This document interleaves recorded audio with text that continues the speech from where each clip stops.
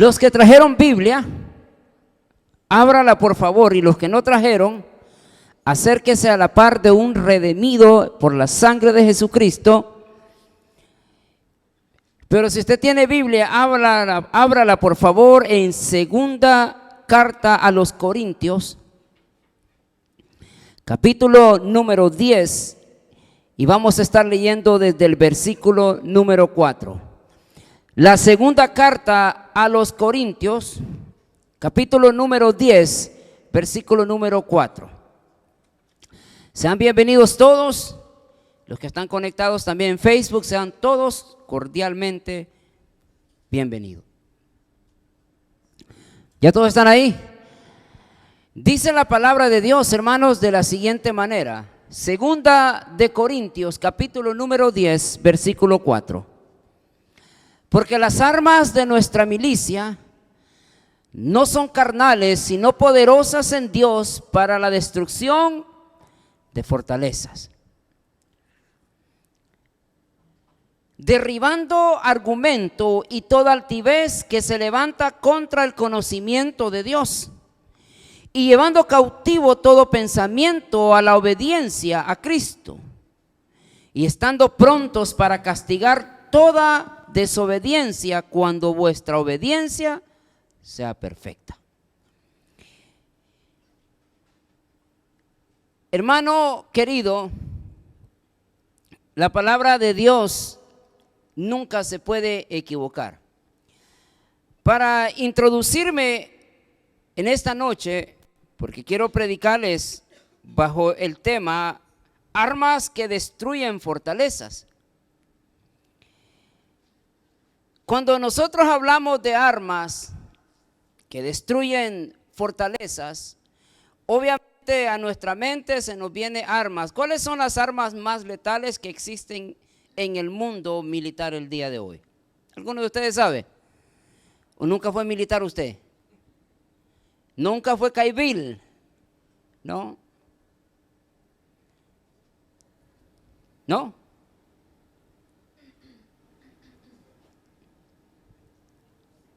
¿Ya más o menos una idea? Una de las armas, o bueno, más bien dicho, dos armas que el ejército de Estados Unidos cuenta, es con un avión que se llama el avión B-2. El avión B-2 se conoce por sus características como el bombardero por excelencia. ¿Por qué? Primero porque es invisible al radar. No hay ningún radar que lo pueda detectar. Puede volar en una altitud muy pero muy baja sin ser detectado por ningún radar del enemigo. Ellos se dan cuenta que de repente el enemigo está comiendo y cuando de la nada apareció el famoso avión B-2. Vaya a verlo cuando llegue a su casa. El otro avión poderoso en el ejército de Estados Unidos es el Raptor, que le dicen el Raptor, que cuenta con uno de los motores más avanzados en la tecnología del día de hoy, en la que supera la velocidad del sonido. Cualquier ejército del mundo, aunque muy bravo se oye el de Corea del Norte diciendo yo me pongo con Estados Unidos, aunque Rusia muy bravo se ponga, no hay ningún ejército en el mundo en el cual pueda competir con estas dos grandes armas que cuenta el ejército de Estados Unidos. Ahora, cuando hablamos de armas entonces espirituales, porque ese es nuestro tema el día de hoy, cuando hablamos de las armas espirituales, se nos vienen a nosotros muchas cosas a nuestra mente. Pero algo que me llama la atención a mí es que hay dos palabras que yo quiero traerle a usted a memoria el día de hoy. La primera de ellas es la palabra armas y la segunda es la palabra fortaleza. Entonces ya nosotros miramos qué es el arma, pero ahora miremos la fortaleza. ¿Qué se le viene a la mente a usted cuando oye la palabra fortaleza? A ver, alguien, un voluntario que levante la mano. Fortaleza, ¿qué es fortaleza? No, hombre, hermano, ¿qué pasó? A ver. ¿Cómo? Un muro. Ok, very good. ¿Alguien más? Dijo el hermano Bernie, es que pasamos de noche esa clase. ¿Verdad que sí? Ahora, cuando hablemos de fortalezas, obviamente física, hablamos de murallas, de puertas, de muros, hablamos de protección sobre una ciudad. Mas, sin embargo, hay algo más importante que yo en esta noche quiero hablarle a usted, porque Pablo obviamente no está hablando de las murallas o de las protecciones de los muros que rodea una ciudad. Pablo está hablando de algo más importante. Y la palabra fortaleza, Pablo aquí en este versículo especial dice, significado de la palabra fortaleza en este texto: fuerza y vigor. Pero me llama la atención porque no está hablando de la fuerza y vigor física que usted tiene, pero dice defensa natural, que tiene un lugar opuesto por su misma situación. Recinto fortificado como un castillo y una ciudadela. Ahora, fíjese bien. Nosotros hablamos de los poderosos, de las dos armas más poderosas que cuentan en Estados Unidos.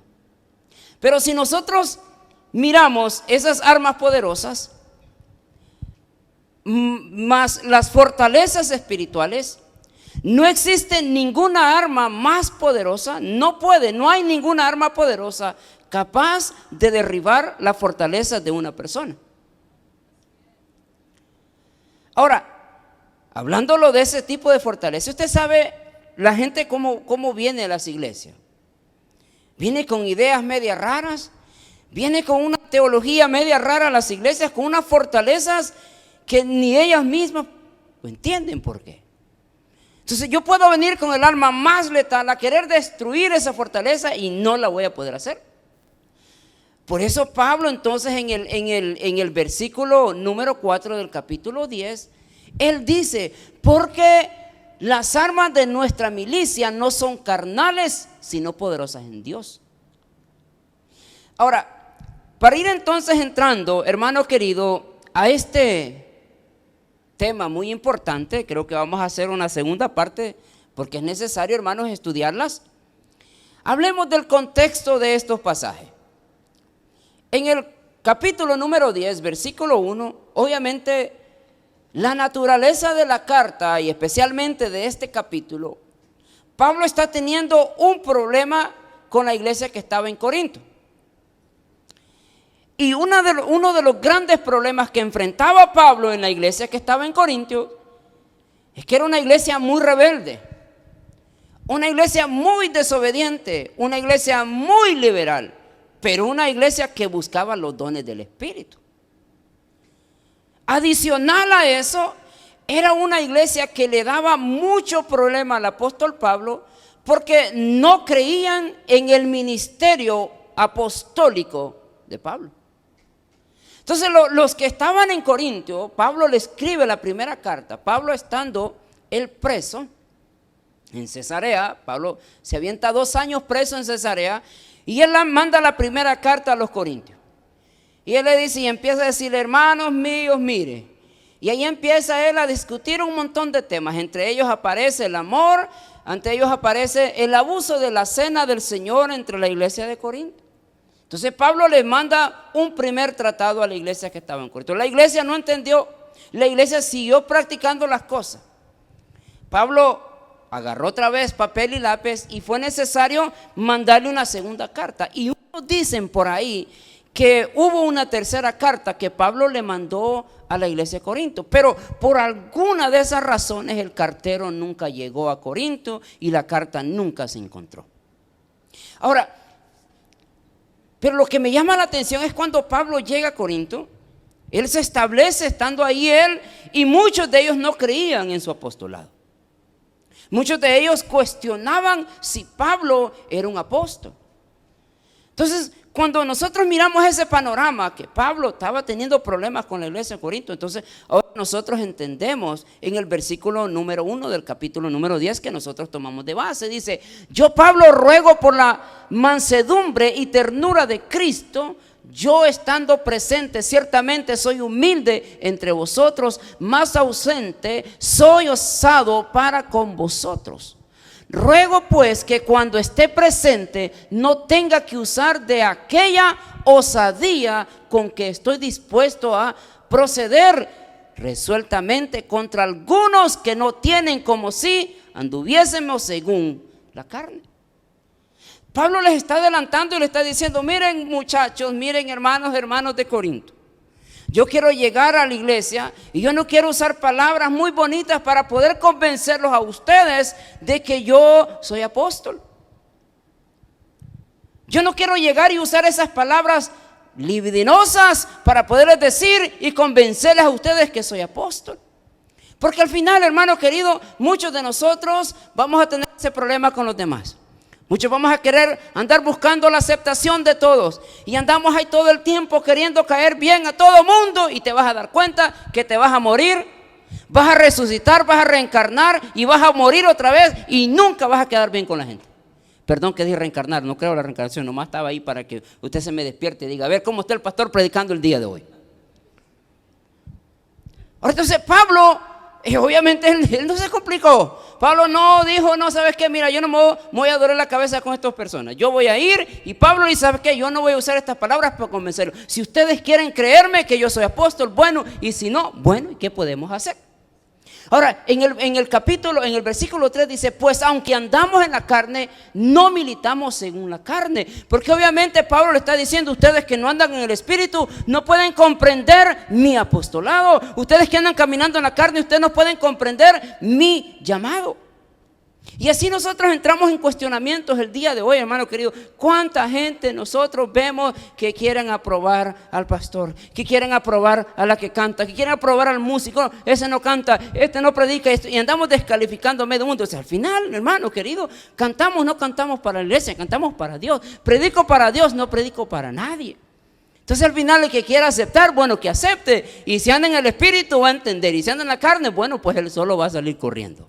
Ahora, cuando ya miramos nosotros el texto y el contexto, entremos a algo bien importante. 3 fortalezas que destruyen la iglesia.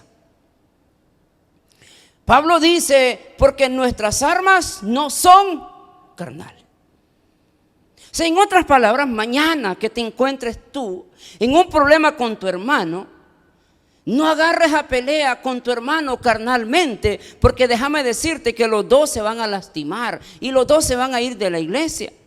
Cuando tú sepas que un hermano se está levantando en contra de ti, acuérdate de esta predicación: que nuestras armas no son carnales. Y que nuestra lucha no es con carnal, no es con tu hermano, es contra aquello que se interpone entre tu hermano y tú para crear esa controversia. Y muchos que somos buenos para dejar que el diablo use nuestra boca. Muchos somos buenos para que el diablo use nuestras manos para maltratar, para decir majadería y media a los hermanos. Somos muy buenos para que el diablo use esas palabras. Aleluya. Ahora, primera fortaleza: la fortaleza de la religiosidad. Entre la iglesia que estaba en Corinto, habían muchos religiosos. Obviamente muchos religiosos judaizantes, pero también había muchos religiosos que venían del paganismo. Y estando ahí ellos, muchos querían ver señales del apóstol Pablo, querían ver la forma de cómo poder aprobar el llamado de Pablo. Y cuestionaban si Pablo era o no era de Dios. Y muchos de nosotros en la vida así andamos, hermano querido, por la religiosidad que existe en nosotros.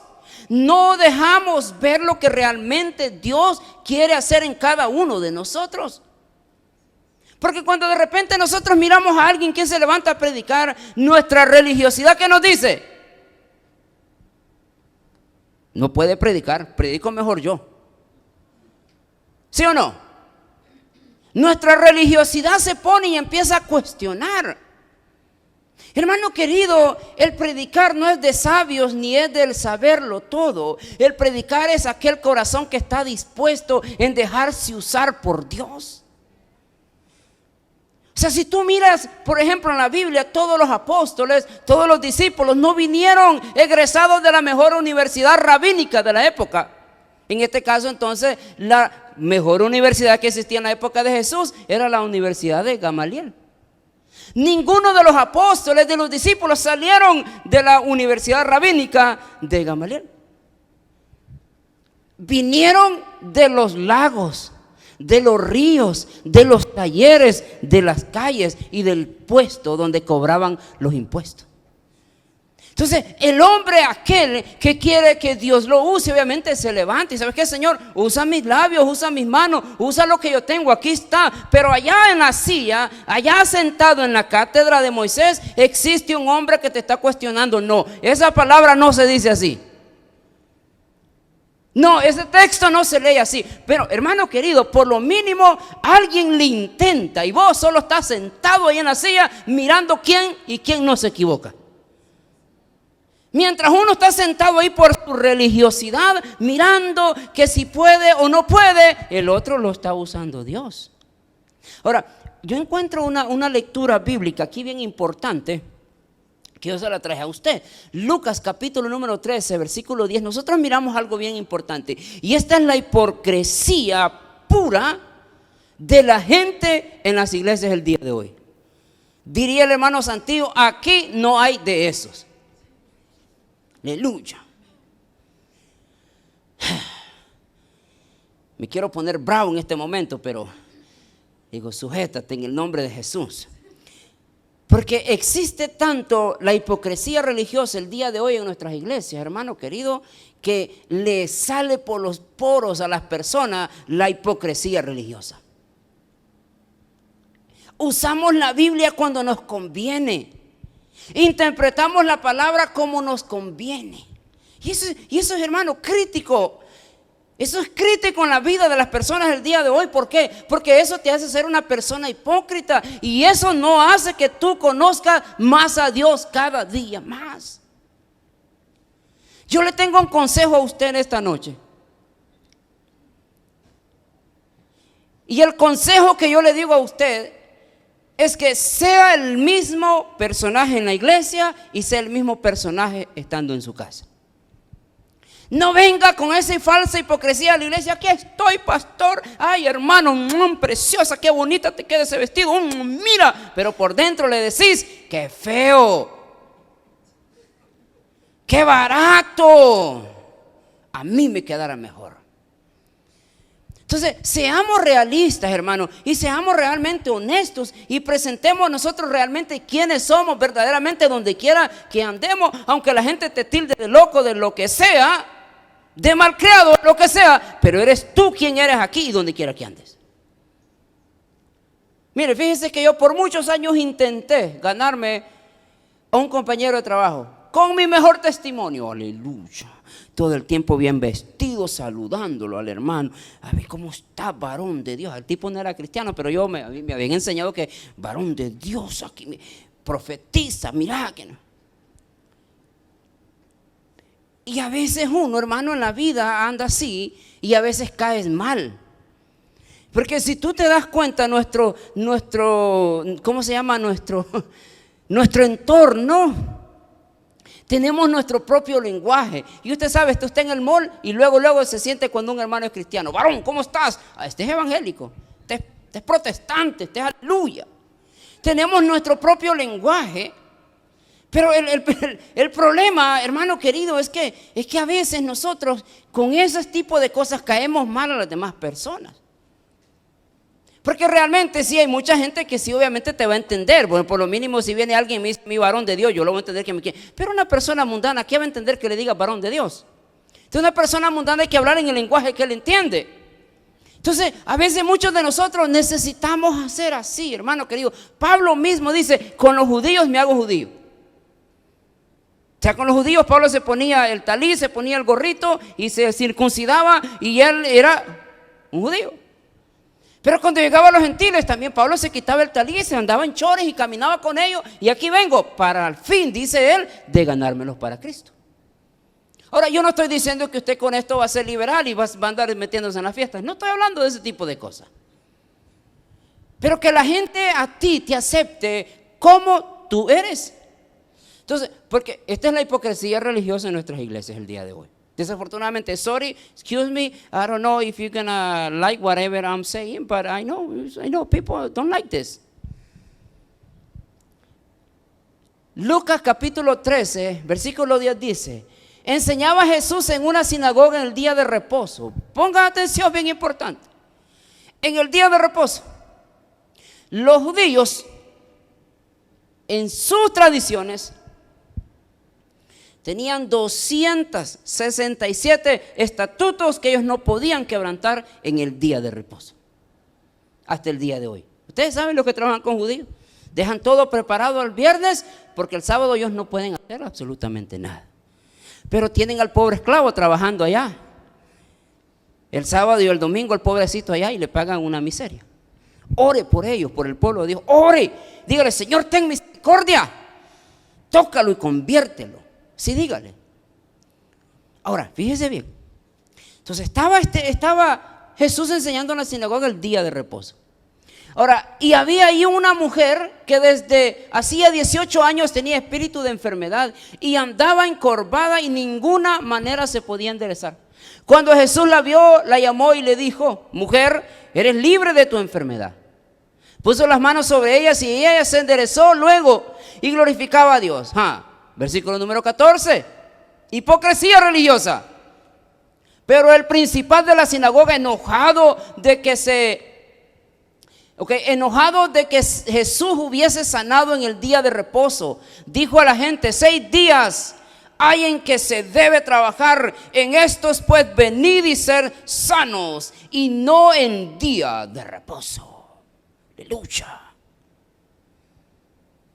Hermano, no vengas hacia la iglesia, porque aquí está la presencia de Dios. Y si vienes así tú con esa gorra, te va a quemar la presencia de Dios.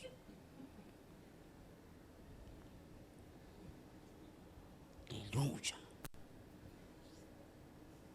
Amén. La hipocresía religiosa. No es posible. 6 días, en 6 días tú puedes hacer cualquier cosa, pero en el día de reposo no. A veces nosotros pretendemos ser justos en una cosa, pero somos injustos en otra cosa. Entonces al final salimos amolados, dice el hermano mexicano. Porque si tú quieres complacer todas las leyes, y si quiebras una, es como que hayas quebrado todo. Entonces al final, pues estamos, como diría el Chapín, estamos fregados. Ahora, mire lo que le dice Jesús. Versículo 15. Entonces el Señor le respondió y dijo: mire aquí, yo no estoy diciendo, lo dice la Biblia. El Señor Jesús le dijo, ¿qué le dijo? Hipócrita. Si es algo, hermano, que está destruyendo y que ha destruido las iglesias en los últimos años, es la hipocresía religiosa. Donde te exigen y no dan. Donde te dicen y no miras ejemplo en los demás. Y eso es algo bien tremendo, hermano querido, en las iglesias el día de hoy. La hipocresía que hay en la gente. Y luego la gente viene la gente: ¿yo para qué voy a la iglesia si son hipócritas? ¿Por qué? Porque te dicen y te exigen aquí en la iglesia. No, aquí no puedes venir hacia aquí en la iglesia.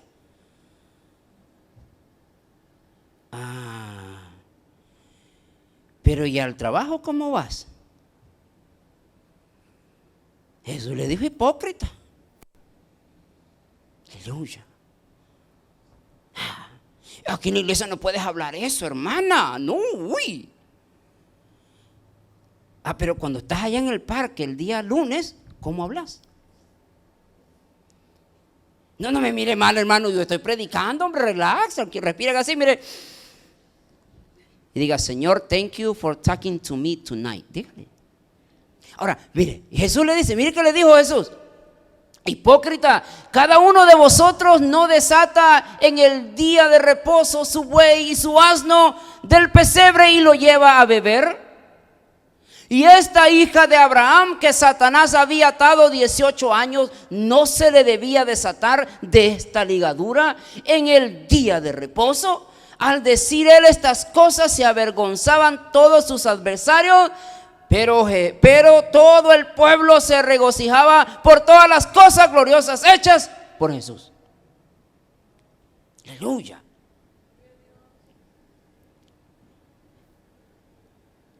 Pues imagínate el día de hoy, hermano, en el tiempo que nosotros nos ha tocado vivir, que nos vivimos en la iglesia, y eso es lo que ha venido a destruir la iglesia, la hipocresía religiosa, donde queremos nosotros hacer muchas cosas, pero al final terminamos haciendo nada porque quebrantamos una de las leyes. Hay que ponerlo claro. En El Salvador se dice, por favor, hermanito, sea serio.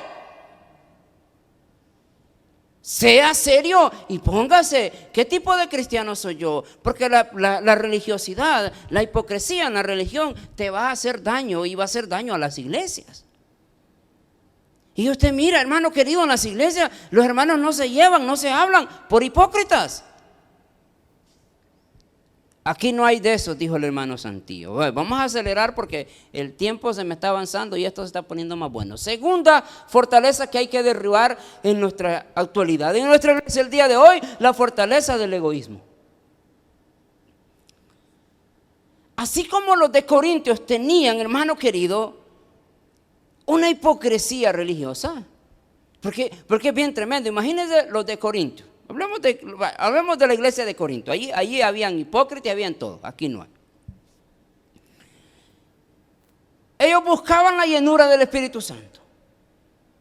Y Pablo dedica 2 grandes capítulos dedicados a los dones del Espíritu Santo, porque ellos estaban fascinados por hablar en lenguas, por ver misterios. Pero tenían un gran problema. El día de la Santa Cena, aprovechaban ese tiempo para ponerse bien bolos, para comer, para agarrar la mujer del papá. Imagínate el ahijastro metiéndose con la madrastra, teniendo relaciones sexuales, pero buscando la llenura del Espíritu Santo. Aleluya.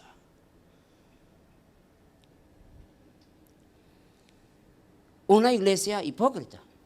Ahora, pero también se movía el egoísmo. ¿Y cuál era el egoísmo? Porque ellos no aceptaban que el apóstol Pablo era apóstol. Entonces, nosotros miramos el día de hoy también que eso es un gran problema en nuestras iglesias, el egoísmo. Y el egoísmo es lo que no hace que nosotros crezcamos. Y todo el tiempo van a cuestionar, ¿y por qué él sí y por qué yo no? Bueno, porque pues no te pones las pilas. Para empezar, no venís a la iglesia. Te dicen que vengas a practicar, venís 3 horas después.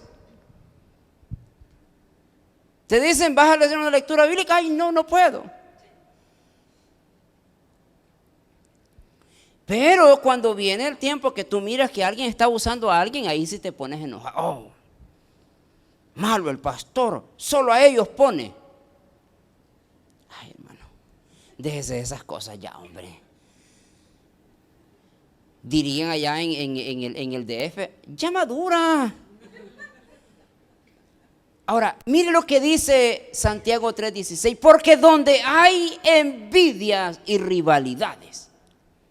Y si es algo, hermano querido, que destruye a las iglesias y que pasa el día de hoy, es la envidia.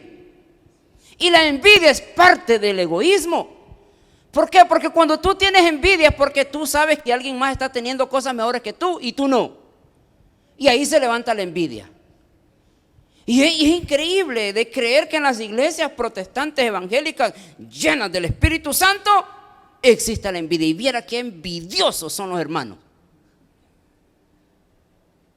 Hay que derribarla, hay que quebrantarla, hay que quitar la envidia de en medio de nosotros. Porque cada uno de nosotros queremos que Dios se mueva en nuestros tiempos. ¿Sí o no? ¿Cuántos quieren eso? Tú quieres que Dios se mueva en tu vida. Queremos que Dios obra a nuestro favor. Pero si tienes un corazón envidioso, pues ¿cómo? Entonces ahí estaba, ustedes se acuerdan lo que nos dijeron a nosotros aquí en la predicación. Jesús llevó a 3 de sus discípulos a la montaña y otros se quedaron allá. Y trajeron un endemoniado y le dijeron, oren por él, sáquenlo. Y el endemoniado se puso a reír. No, hombre, aquí, venite, vamos a hacer fiesta mejor. ¿Por qué? Porque entre ellos había murmuración y envidia. Entonces, si nosotros queremos ver algo en nuestra vida, obviamente tienes que quitarte la envidia. Y mire lo que dice el libro de Santiago. Esta carta de Santiago me encanta, porque donde hay envidias y rivalidades, donde hay envidias y rivalidades también hay confusión y toda clase de acciones malvadas. Donde hay envidia, hermano querido, y rivalidades.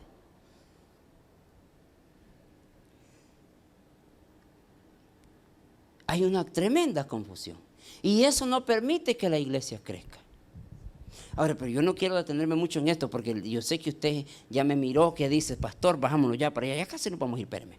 Estamos introduciendo ahorita. Tercera fortaleza que necesitamos quitarla de la iglesia, hermano. Ahora, yo no sé de cuál de estas usted está batallando. Ahora no su vida. Pero yo le digo, hermano querido, que si usted alguna de estas ha batallado con estas cosas, quítela de su vida. Porque vas a ir con el mejor psicólogo, vas a ir con el mejor terapista y vas a usar las mejores armas y no van a ser quitadas.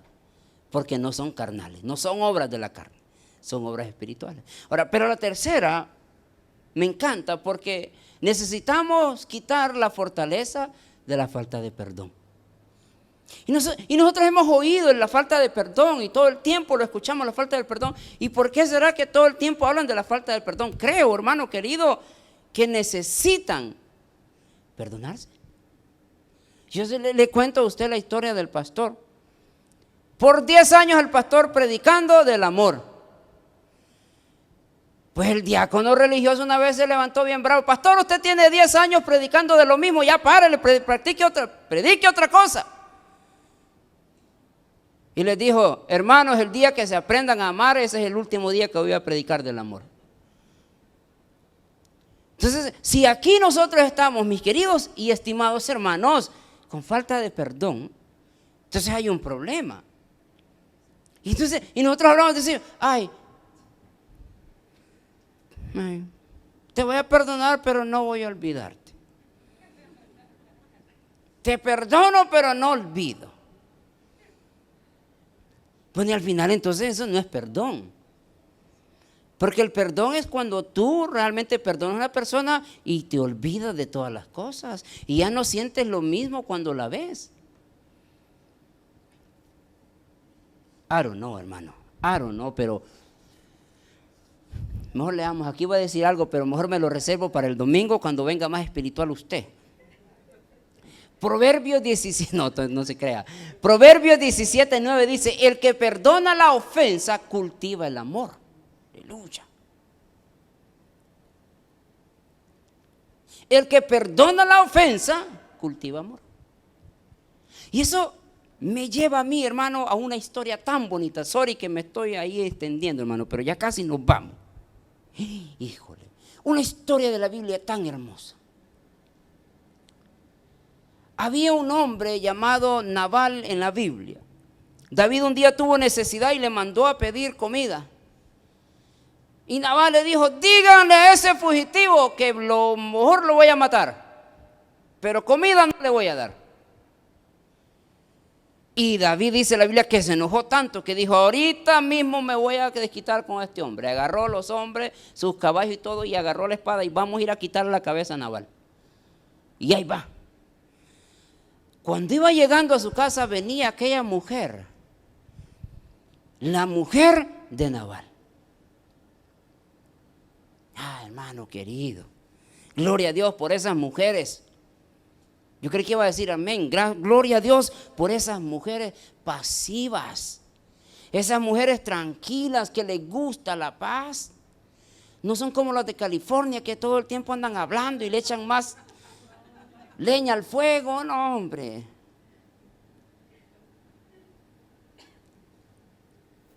¿Cómo se llamaba esa mujer?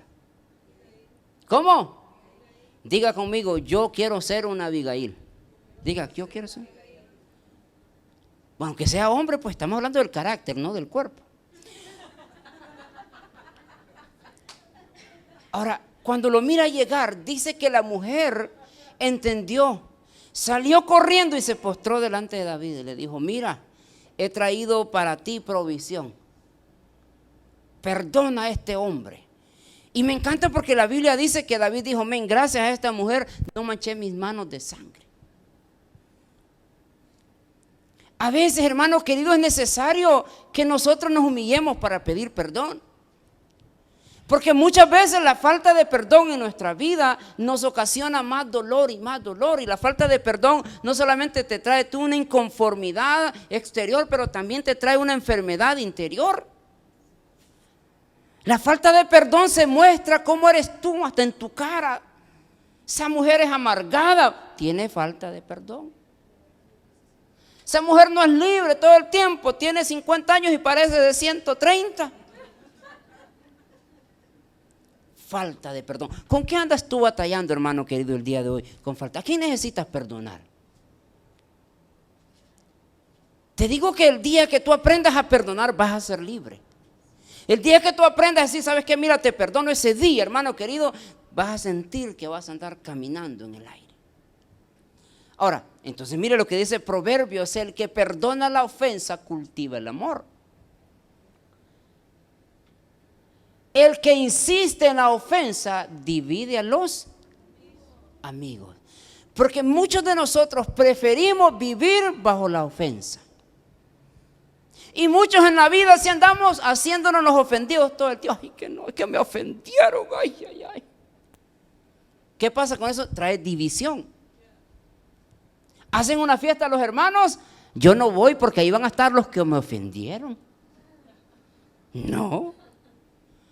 Yo no voy a la iglesia porque ahí están los que me ofendieron. Y andas haciéndote la víctima todo el tiempo del ofendido, cuando te has dado cuenta que el ofensor ha sido tú. Porque quieres insistir en la ofensa, quieres seguir en lo mismo. Entonces por eso dice: entonces el que insiste en la ofensa divide a los amigos, porque ya no están todos completos, no están juntos, porque te hace el ofendido, pobrecito, huerfanito, sin su padre, sin su madre. De ventura, de ventura. Oye, no, a ver, no quiero salirme del tema, hermano. Ahora, mire, no venga, no, tranquilo, hermano. Ok, vamos a ver, ok. 3 armas poderosas que tenemos para usar en contra de la fortaleza. Estudiamos 3 y nos vamos a la casa. No, vamos a comer porque miré que allá había comida afuera. Aleluya. Okay. La primera arma que yo necesito que usted se le eche a la bolsa, hermano querido, y la cargue bien afilada todo el tiempo, es el arma del amor. Si es algo que a nosotros nos va a fortalecer como iglesia, es el amor. Jesús le dijo a sus discípulos: en esto conocerán que son mis discípulos cuando hablen 10,000 lenguas: alemana, judía, hebraica, griega, latina, japonés. Ahí van a conocer todos que son sus discípulos. La gente va a saber que ustedes son mis discípulos cuando sanen a muchos enfermos. Aleluya. También el diablo sana enfermos, si usted no sabía eso. Pero sí dijo Jesús: en esto conocerán que ustedes son mis discípulos, que se amen unos con otros. Y cuando venimos a hablar del amor, allí muchos de nosotros decimos, dicen El Salvador: me hago el de los panes que le debes y lo ves. ¿Sí o no? Porque es el amor el que te soporta, o es el amor el que no te hace soportar. Entonces es por eso, hermano querido, que, o sea, el otro día estábamos, contigo creo que estábamos hablando de que muchos de nosotros andamos ahí diciendo la vida: ay, ¿y cómo amo a Dios? ¿Cómo podemos echar de ver que una persona ama a Dios? ¿Por lo que hace en la iglesia? No, hermano, no se preocupe por eso. ¿Cómo una persona puede saber que ama a Dios? Porque canta bonito y le sirve. No, tampoco. Es ok, cualquiera lo puede hacer. Pero sí sabe cómo una persona se echa de ver que ama a Dios: cuando ama a las personas. Mira, si uno viene aquí al altar y habla tan bonito y perfecto y te hace llorar y salir, vos, ay, qué bonito predicó el pastor, aleluya, ¿cuánto le doy, pastor? pero pasó en medio de la congregación y ni siquiera te saludó, hay un gran problema. Y eso es lo que se mira el día de hoy. ¿Cuánta gente profesa una falsa fe? Que ama a Dios, pero aborrece al hermano. Dice que ama a Dios, pero no voltea a ver al que está a la par tuya. Entonces, si nosotros vamos a destruir fortalezas, va a ser por medio del amor. Aquí dice entonces, 1 de Juan 4:18, me encanta esta lectura, dice entonces, en el amor no hay temor. Porque Pablo ya lo explica en 1 de Corintios capítulo 11, el amor es sufrido y da un montón de características. Lo sabe esperar, todo lo cree. Entonces, en otras palabras, cuando tú amas a alguien, no tienes temor que te va a fallar. Y si por esas cosas de la vida te falla, bueno, gloria a Dios. Seguí en tu vida cristiana, seguí practicando tu fe, pero que eso no haya ningún efecto, que haya un efecto secundario sobre tu vida espiritual. Por eso dice entonces, en el amor no hay temor. Y dice entonces, sino que el perfecto amor echa fuera todo temor, porque el temor lleva en sí castigo, de donde el que teme no ha sido perfeccionado en el amor. Entonces, si tú estás batallando, hermano querido, en este momento, para brindar amor a tu esposa, a tus hijos, a los hermanos de la iglesia, necesitas volver a este texto y decir, Señor, ¿ya me perfeccionaste en el verdadero amor? Entonces, si nosotros vamos a destruir fortalezas, hermano querido, fortalezas de personas que vienen a la iglesia lastimadas de la iglesia. Gente que ha sido, hermanos, literalmente mutilada, robadas en las iglesias. Porque hay un montón de eso el día de hoy. Y llegan a la iglesia y se sienten ariscos. Ay, no, ¿y el pastor qué me va a pedir hoy? No te preocupes, yo no te voy a pedir nada. Lo que sí te voy a pedir es que te arrepientas y te pongas de acuerdo con Dios. That's it. Is that so easy or that's hard for you? Yo no te voy a pedir nada. Pero sí te pido que te pongas al tiro con Dios. Ponete serio con Dios. Eso sí te lo pido. Entonces, yo no te voy a pedir nada. Pero ¿cuánta gente anda haciendo en la vida, hermano querido? Está con temor, con miedo. Y venimos nosotros, hermano querido, ¿cómo podemos destruir esas fortalezas de una persona? Con el verdadero amor. Con mostrándole que nosotros ya fuimos procesados en el amor. Y que tú vas a brindar una amistad sin interés. Que vas a brindar tú una ayuda sin interés. No seas como los tacaños que te dicen, hoy te invito yo, pero mañana me invitas tú. No seamos como las personas que damos, pero estamos queriendo recibir de los demás. No, da sin esperar nada a cambio. Y así vas a aprender entonces tú a derribar las fortalezas de tantas personas heridas que hay en el mundo el día de hoy. Gente rechazada por sus padres, hijos rechazados por sus mamás, mujeres rechazadas por sus esposos que andan en la vida. Hay ambulantes que no creen en nadie. Pero cuando nosotros hemos aprendido, hermano, que vivimos en el verdadero amor, tú derribas todo fortaleza, todo rechazo en el nombre del amor. Y no podemos nosotros ir más lejos, aparte de este texto bíblico, hermano querido. Jesús dice, ¿quién dará la vida por sus amigos? Sino Jesús mismo. Jesús mismo les enseñó. Jesús los llamó el día antes de irse a la cruz, llamó y los sentó y empezó a lavarle los pies. Y dice, mira, esto lo hago por amor, lo hago por mostrarte a ti que necesitas seguir el verdadero ejemplo, no de seguir lavando los pies a la gente. Olvídese de eso, sino del ejemplo que te estaba haciendo, la humildad que Jesús te estaba enseñando, cómo tienes que hacer las cosas. Bueno, vámonos rápido. Ya por último. No, me faltan dos. Espérame, tranquilo, relaja. Siguiente arma para destrozar fortalezas, el poder de la paciencia. Y aquí nos enfrentamos muchos de nosotros. Y muchos de nosotros podemos decir, ay pastor, yo soy paciente. Sí, en tu forma de pensar eres paciente. Pero en tus hechos no eres paciente. Ay, es que si yo soy bien paciente, dice pastor, yo puedo estar aquí hasta las 2 de la mañana y no problema. Sí, ¿cómo no? Ahora, ¿cómo se echa de ver entonces si una persona es paciente? Porque cuando hablamos de paciencia, hermano querido, no es de que tú te sientas a escuchar a una persona. Es paciente, parte de la paciencia. Pero la paciencia se muestra es cuando en el caminar de Dios tú eres paciente.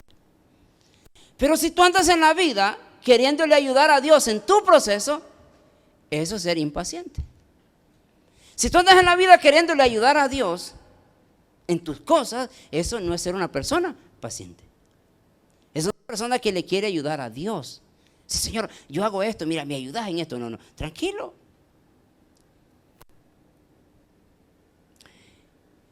Nosotros íbamos a pescar allá a las Islas Catalinas, hermano, hace años. Gastábamos 120 para ir. 120 en comida, en licencia y en el pasaje del barco. Habían días que traíamos unos tremendos monstruos así. Pero hay días que íbamos y nos sentábamos en el barco, tirábamos la caña y pasábamos literalmente todo el día y no salía ni siquiera un chimbolo. Nada. No pescábamos ni una gripe, aunque sea. Con 120 y viniendo para la casa, pero felices nosotros. Y yo aprendí a desarrollar allí algo que se llama la paciencia. ¿Okay? Una de las características para que tú aprendas a ser buen pescador es que tengas paciencia. Si tú eres muy desesperado y acostumbrado al drive-thru, mejor ni te metas al bote, ni vayas allá porque te vas a morir. Mira lo que dice Proverbios 14:29.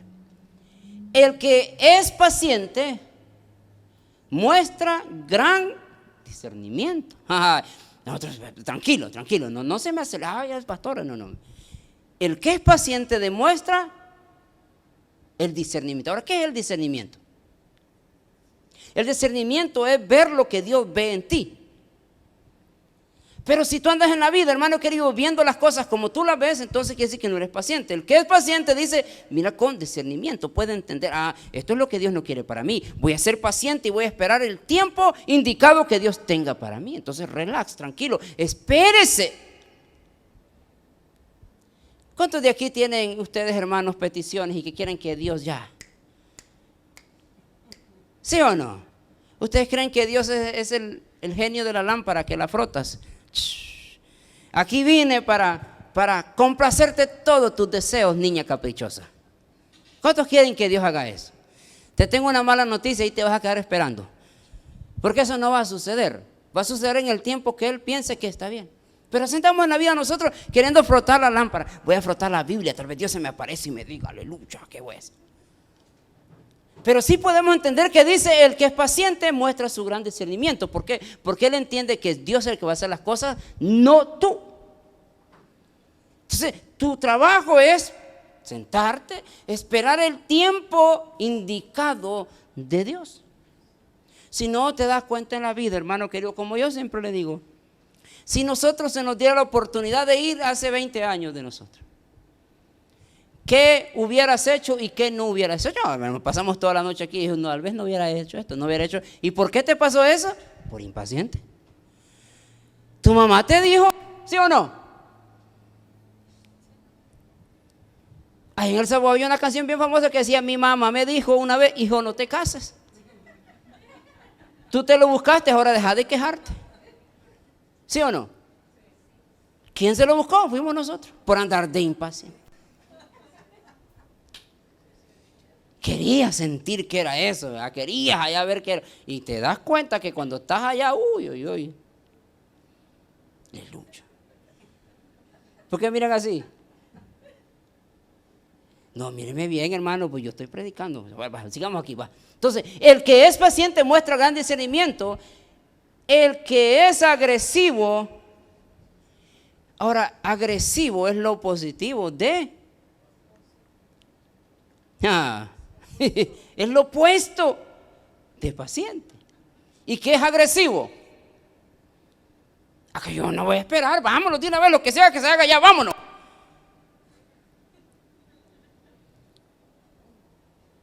A ese, vámonos, venite, vámonos, ok. El que venga primero a la iglesia y vino el camarada, venite vámonos. Y cuando te diste cuenta que en el camino, hermano querido, te fue como en feria, y entonces empieza todo por andar de agresivos, hermano. Ya dejen la agresividad, hermano. Tranquilo, esperen en Dios. Mejor relájense, párense tranquilo y sean pacientes. Y así nosotros vamos a derribar muchas fortalezas de insensatez que vienen a nuestra vida. O sea, nosotros podemos decir, está bien, no hay problema, vámonos, hagámoslo ya. Así como no. Yo me pongo a ver las situaciones de la vida, pero conozco un hombre, santo el hombre, puro, inmaculado. El Papa, ahí más o menos le llega, no tanto. Y lo conozco, me dice, varón, invítenme a la iglesia que yo tengo los 5 ministerios de la... Aleluya, dije yo. Evangelista, maestro, pastor, apóstol, aleluya. Dije yo, está bien, lo vamos a llevar un día a la iglesia.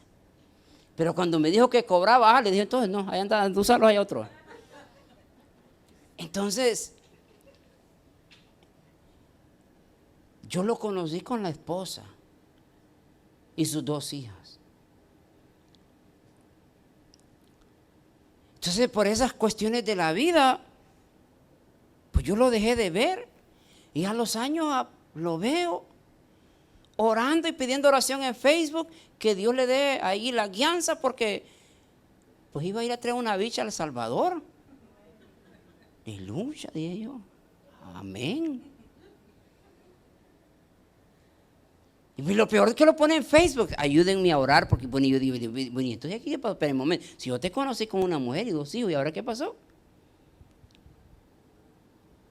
No, porque estoy dando cuenta entonces de que hay en las cuestiones de esas cuestiones que cada matrimonio sufre. Yo no sé qué pasó el asunto ahí, por la cuestión que pues, se separó de la mujer y dijo, ya no te quiero, pues ya te conozco todo. Iba a decir algo, pero no lo digo. Y dice, ya te conozco todo. Y me dice, ya tú, vamos a agarrar algo nuevo. Y se va al Salvador. Y no, y todavía tiene el descaro de ponerlo en Facebook, con mi nueva pareja. Aleluya. Amén. Y se mueven los 5 ministerios del Espíritu Santo.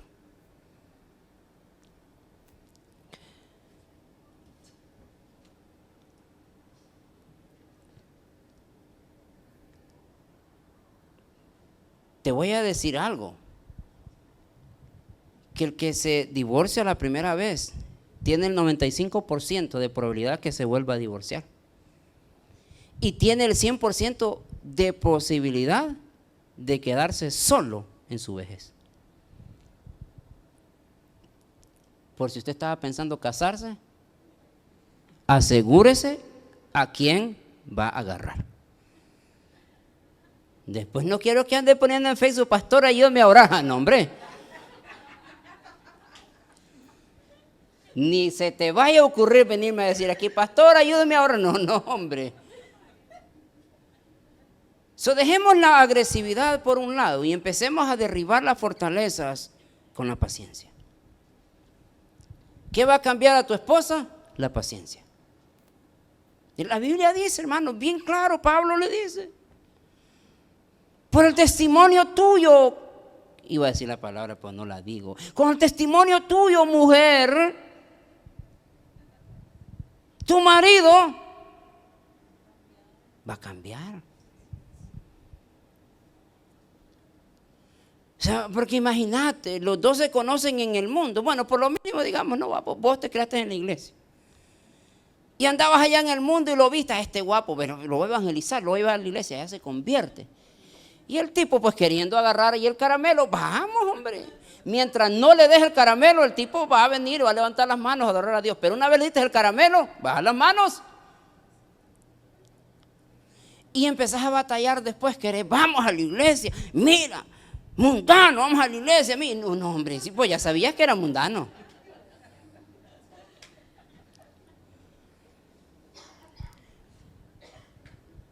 Vos ya sabías que era mundano y era borracho, tú sabías eso. Entonces después, cuando ya miras tú que todo el mundo se te viene encima, empezás a exigir, vamos a la iglesia, mira. Y entonces, y no tenés paciencia, el hombre se te va a ir. Se te va a ir. Entonces lo mejor para eso es tener paciencia. Bueno, hijo, entonces mira, tranquilo. Bueno, no querés ir a la iglesia, está bien, no vaya, me voy yo, voy a orar por ti. Pero antes se asegura que me le deja la comida, la ropa planchada y bien servido. No se vaya a venir atrás 8 horas a la iglesia y el pobre tipo allá.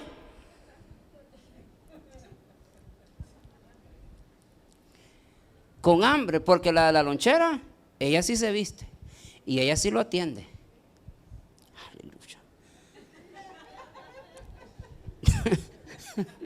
¿Por qué me miren? No me miren así, yo estoy predicando. Vi hasta rojo, los veo ya en la cara, no hombre. Vaya, terminamos por último. Vamos a ver. Híjole, sorry hermano. Pero es que yo parece que tengo que 10 minutos de haber empezado a predicar, hermano.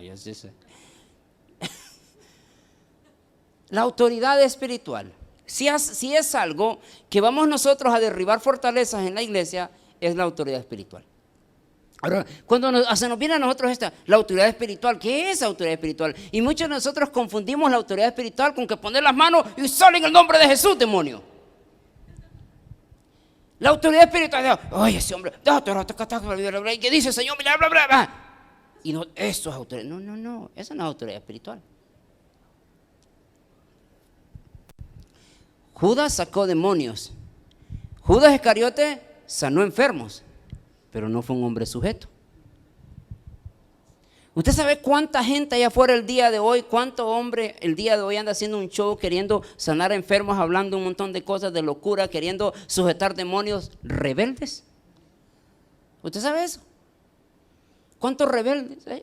Últimamente se ha hecho viral un tipo que anda diciendo el ángel ñato, ¿verdad? Que una lengua ñata que le digo, estos tipos cada día son más chollados, más chiflados, men. Que el ángel ñato viene y le habla y se hace un tremendo show solo para agarrar seguidores, pero son ridículos. Y no solamente eso, porque ridiculizan el evangelio. Entonces, y andamos nosotros. Cuando hablamos de autoridad espiritual, hermano querido, es cuando tú te aprendes a sujetar solo. Pero eso no te lo enseñaron porque te dijeron la autoridad espiritual es la batalla espiritual, a pelear con los demonios, pelea. Yo me quedo pensando, si realmente Satanás un día se les aparece a todos estos hermanitos que andan ahí diciendo, ¿usted cree que tuvieran ganas de andar diciendo quiero pelear con el diablo?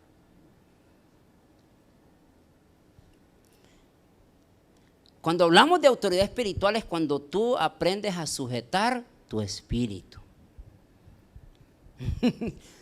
¿Y usted qué dijo? Mire lo que dice Juan 3:30.